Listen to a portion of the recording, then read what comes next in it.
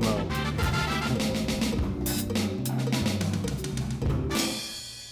Blake, how are you, sir? Very good. How are you doing, Craig? I'm good. I'm good.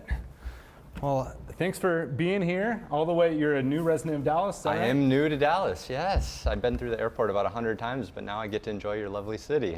Well, welcome and congratulations. We were talking before we came on that you got a new member of the family, the Larson crew. That's right. I've got a 2-month-old baby boy, so number 2 as well, keeping me busy. Wow. And, I mean, you look remarkably rested for having a 2-month-old at home. Don't tell my wife that, please.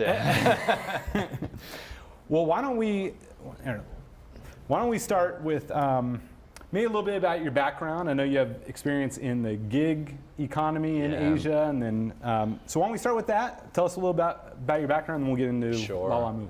So I'm originally from the Chicago area. I started a more traditional retail career at Walgreens, doing real estate from them back in the early 2000s when they were opening 900 stores a year. So I had very much the American corporate background for a while, and then I left in about 2010 and have spent the last 11 years abroad, everywhere from Barcelona to Johannesburg to Singapore, and then the last 8 in Hong Kong, helping Lalamove build out their delivery business across the world. And was that something, when did you decide, I want to go abroad? Yeah, good question. I remember very distinctly sitting in my office one day at Walgreens corporate headquarters and looking at my boss's boss, who, let's just say, he didn't look super happy, but he was probably making a lot of money. And I said, well, you know what, if I don't ever want his job, why stay? And so from that moment on, and plus my wife is quite the adventurer, we kind of just picked up our bags a few months later, and we're gone for quite some years. And so you mentioned Johannesburg, Barcelona, and then ultimately Asia. It sounds like that's where it stuck. So maybe walk us through what you think is relevant, and what happened in Europe, what did you do, and then how did you get to Asia? Well, I was still pretty pragmatic, so I went to do my MBA in Europe as well. And then I thought I wanted to do something very different than my corporate experience, and I really wanted to give back to the world. So I did a long internship with the Clinton Foundation in South Africa, doing a bunch of consulting in their different operations and a lot of the rural health facilities down there. And through that process, I realized that what I really thought I could do to help the world the most was actually to build a business and bring people in to kind of scale, learn a lot of new skills, and help bring more employment to different parts of the world. So that's kind of, I transitioned from there over to Asia. I started actually a ride-hailing business in Hong Kong for a big German-backed incubator called Rocket Internet. And so for them, they were basically taking a lot of the Western startup models and kind of exporting it to different parts of the developing world. So at that time, Uber was just getting started, or had been around for a couple of years in the US. They wanted to replicate that type of success in a lot of the developing markets everywhere from South America to Africa to Asia. I joined the company and was in charge of their Hong Kong, Singapore, and Jakarta and Mumbai business. So yeah, and that's where I met the founder of Lalamove at the same time. Got it. So you were scaling that, yes. And so it sounds like you had several countries, but there's something about Lalamove that drew you over to that? Yeah, I mean, back in 2013, it was very early in the gig economy. Startups in Asia were just kind of being born at that time, and I was in the ride-hailing business, and at that time we were only doing taxis. And I thought, wow, this is a really, really cool thing that you can scale and build a business. It's obviously much better to book, a ride via an app than it is stand out there in the rain and kind of hail them down. But I was like, how do you ever make money with taxis? Because the drivers don't make very much money driving taxis, and the willingness of people to actually pay a premium on a government-regulated fare made it really, really hard. So I had some doubts about that business model as far as the profitability side. And at that time, I met the founder, Xing, of Lalamove, and I looked at the delivery, and there's a lot of the fundamentals that were similar, but I said there's actually enough margin to be made that we could build a profitable business, which means that we can then grow a business sustainably. And so, may you expand on that? So you were working with an Uber kind of replica, which was transporting people. Yes. But now you're talking about transporting product. Yes. I think there's some fundamentals that are really similar as far as like how you find drivers, onboard drivers, train drivers, kind of monitor the people really as the supply side of your business. But the biggest difference I would say between ride hailing and say delivery is like, say your Uber or your Lyft, the car has 5 seats, and it doesn't matter if the person's tall, short, fat, skinny, you got 5 seats. And so like there's not a lot of variability in that.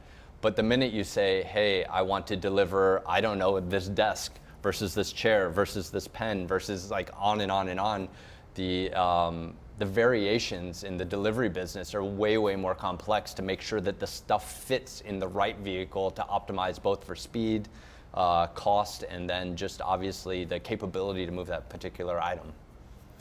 Wow. And I'd suppose in Asia there's also like motorcycles versus trucks. Yeah, I mean, actually a huge portion of our business outside of mainland China and the U.S. was actually around motorcycles. And you'd be surprised what you can put on a motorcycle in Vietnam. You know what I mean? You see refrigerators, large livestock, everything you can imagine on the back of a motorcycle. So yeah, there's a lot of creativity in the driver pool.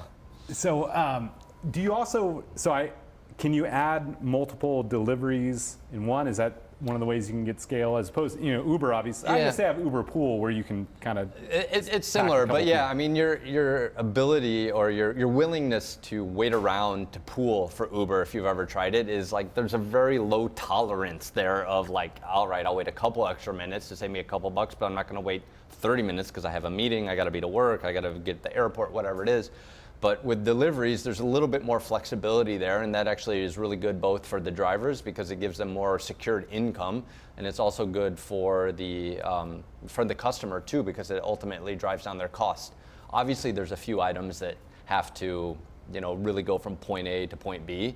Obviously you don't want your pizza traveling around for 3 hours before it shows up at your door. But a lot of the things that are being delivered today, really, there is some tolerance for being able to kind of stack those items together. So what are some cultural differences between building a startup in Asia versus USA?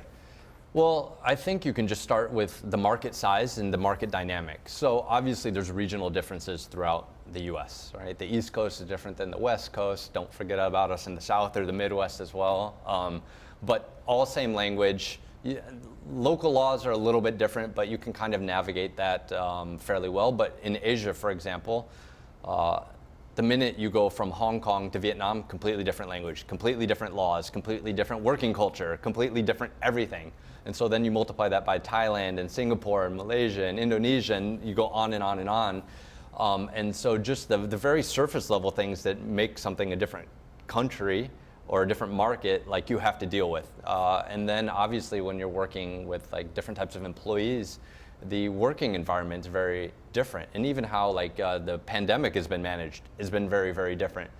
And so there's not good and bad. I would just say the complexity is really nuanced. And so how do you build a business? How do you scale a business? Trying to navigate those differences is one of the biggest challenges that a company like us would face. And scale, you did. You went from, when you went on board, so the founder, he actively recruited you over, and at that point there's 10 employees. Yep. And what did you scale up to?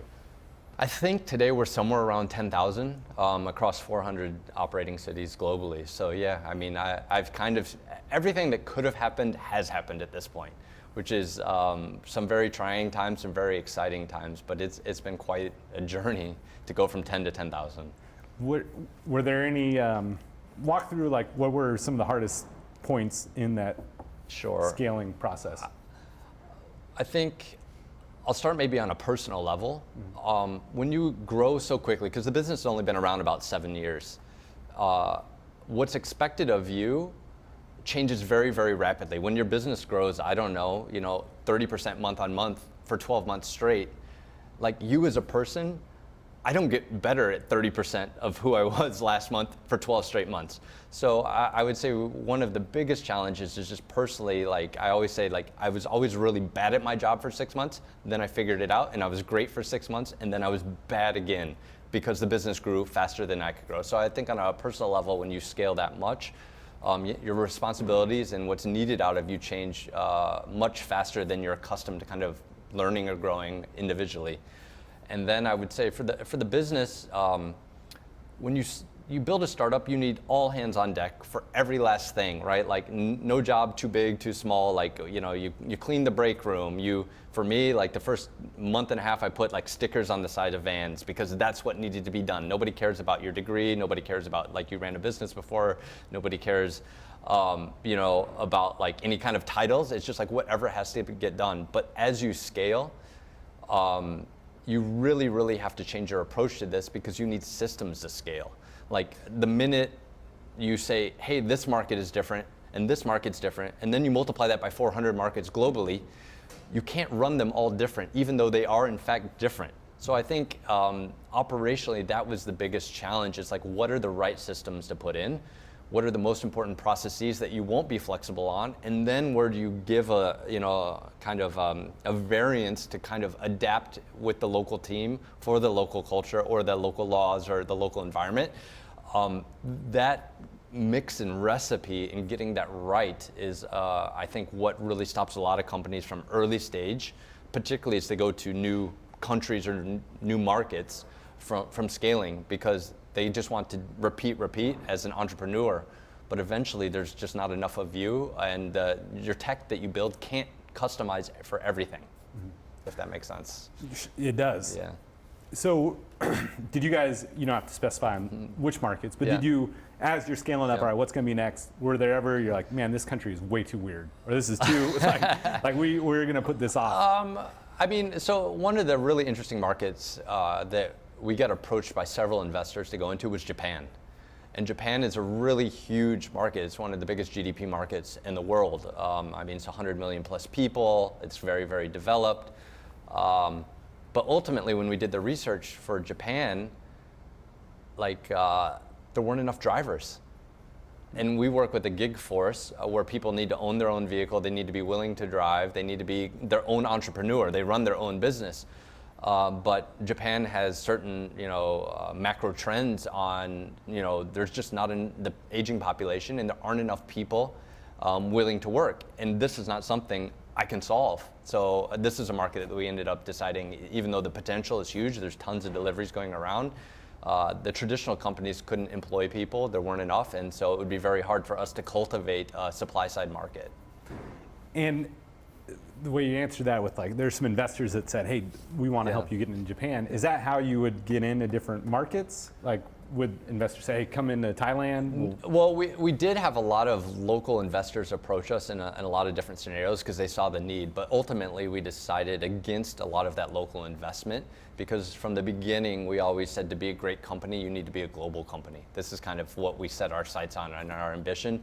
And we thought that we needed people that were very globally minded from their investment thesis as well. So having a lot of local investors, while in the short term might help you in a particular market, make specific connections, ultimately we thought it would kind of cap our growth and actually create a lot of fragmentation in our investor base. Now, you guys have scaled incredibly fast, 7 years, going from 10 to 10,000. Yeah. You've got a big event coming up. Did you guys have the 7-year horizon when you set out, or was it just... Oh, no, I mean, I think this is a job that's never done. People always say, why do you still do it? And I said, because there's so much left to be done that's still so exciting. So I feel like we've just scratched the surface. Obviously the pandemic has changed the world in the last couple of years, and what that means for the delivery side of business, we're just beginning to figure out now. Plus all of the, I would say, more advanced technologies, whether that's AI, whether that's autonomous driving, whether all of these things, the technology is coming into play as far as being there, but it's not commercialized yet. And I think there's still quite a ways for a lot of this to be commercialized.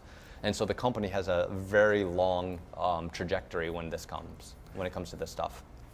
So David gave me some great questions ahead of time. And so we'll ask you pull out your crystal ball. Sure. So you've been in there 7 years. Now, over the next 5 years, how do you see the gig economy changing? Yeah, so I'll actually separate my answer from Lalamove specifically. Sure. But what I would say is that the gig economy, for me, I think the future of work is going to change fundamentally. And I think we're starting to see the underpinnings of that right now. Specifically with the gig economy, this allowed people to work for basically multiple employers, independent of how the law looks at it. But it gave them the sense to be an entrepreneur. And a lot of it started at these jobs where you didn't need a lot of advanced training. So you kind of could move between employers and kind of find that, the economic balance between supply and demand for you as an employee. I think as education becomes more ubiquitous, because you can access anything on YouTube or on the internet anymore. People teach themselves to code today, all of these things. I really think there will be a disintermediation between the employee and the employer over time. And so I believe that people are going to start working for a lot of companies. I think they're going to start being paid for their skills and their contributions, not for being, kind of tethered to a particular employer. I think this will be a natural evolution, but I think you'll definitely see it go into more advanced jobs over time, and it will become more commonplace. Wonderful. Well, Blake, this has been a fascinating interview. I can't believe we've gone, going from 10 to 10,000. We covered a lot of it over the last, 15 minutes. Is there any other tips or actually, as a entrepreneur that's Sure. Around 10 and maybe 10,000 someday, what are some tips you have for growing? Yeah, so I think the first job of the founder or the CEO is to determine what kind of company he wants to build. And what I mean by that is not every company needs 10,000 employees. Do you want to manage a company that has 10,000 employees? Does your market allow for a company that has 10,000 employees? So we always read the headlines of multi-billion-dollar fundraising and this and that, but I think if you had asked your parents if you built a $10 million business when you were 15 years old, would they say that was a success? And they probably would, most parents, I would imagine. And so for me, my tip is to as a founder, think about the market that you're in, but also think about the kind of company that you want to build and start there. And that can change over time. It doesn't have to be in stone, but I think a lot of people try to chase things that aren't achievable because there's a mismatch between, what kind of company they're building and then actually the kind of company they want to run. And so that might be my tip for the day. I like it. And I'll have to share from a personal experience. I cannot echo that even more because with our business, UR Comp, we get to deal with a lot of entrepreneurs and people that have the free time to take vacations and they're wealthy. Yeah. We see, and it's I see these guys that, maybe they're making $500,000, $1 million a year, but they've got all the time freedom and they've got businesses you've never heard of. Yeah. And then you see somebody that's your boss's boss at Walgreens that maybe making more than them, but he's pulling his hair out. I mean, to build a multi-billion-dollar business, which is what a lot of unicorns, I guess, at this point, is you basically trade off everything. And that's not bad, and it's not good. It's just that's what it takes to get to that level most of the time. And most people don't recognize that or realize that that's really, they want to have all the vacations and all the family time and all of this and stuff. To be at that level, you got to be willing to trade off quite a bit. Yep. Well, Blake, this has been phenomenal. I really appreciate your time. I know we've got a